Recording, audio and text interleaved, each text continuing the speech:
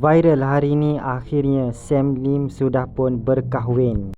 Aku terima nikah Parisa Adina binti Daud Dadashpur Amyan Sofla dengan mas kahwinnya 1 gram emas tunai.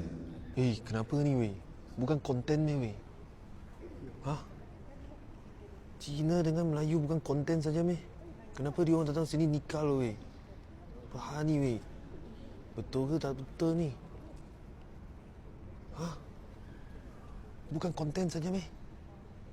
Macam mana ni? Dia main betul punya weh. Macam mana ni weh? Bang. Apa nama Islamnya? Muhammad Zavian Lim bin Abdullah.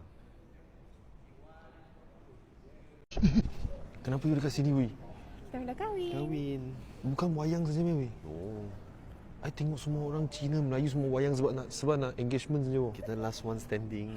Betul lah. Last one standing. Bukan konten saja meh. Bukan. Sampai sini weh. Nikah betul lah. Bukan konten lah. Habis tu dia orang punya konten lah.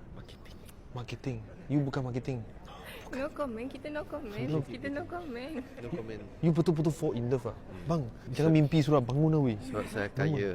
Saya tak payah macam Tak payah engagement. Tak payah engagement Sebab macam tu. saya baik. Dengan saya so famous, saya tak payah engagement macam tu. Orang semua tu tak tahu buat engagement. Bukan wayang lah. No comment. Bukan wayang lah. I rasa tak terlibat dengan Nicholas. Habis lah you. Macam mana lain kali you tinggal saya seorang.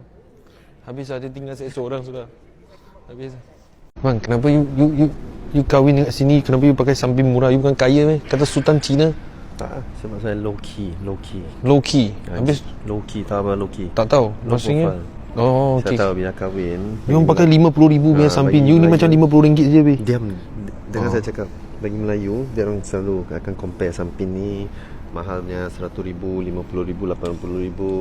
Kahwin tak tahulah boleh dekat masjid ke tak boleh. Tapi saya mualaf mah. Mualaf so pakai RM50 So nak tengok macam mana itu feeling kalau kahwin dekat masjid macam ni. Tak payah macam high profile dekat mega heboh tak payah. Besok dia orang saja nak tunjuk action lah. Itu saya tak tahulah. Tapi mualaf low profile. Low profile saya tak payah. Habis tu ada satu soalan. Ini sangat penting. Dulu semua orang panggil Sam Lim, panggil Sultan Cina. Sekarang sudah panggil Zovian. Muhammad Zavian Lim. Muhammad Zavian Lim bin Abdullah. Muhammad Zavian Lim bin Abdullah. Okey. Dengan sekarang jadi Sultan Cina ke Sultan apa? Sultan Mualaf. Sultan Mualaf. Okey. Sultan Cina dah tak ada dekat Malaysia setakat ni. Lain kali kita jumpa kepada Sultan Mualaf. Ya. Assalamualaikum. Waalaikumsalam.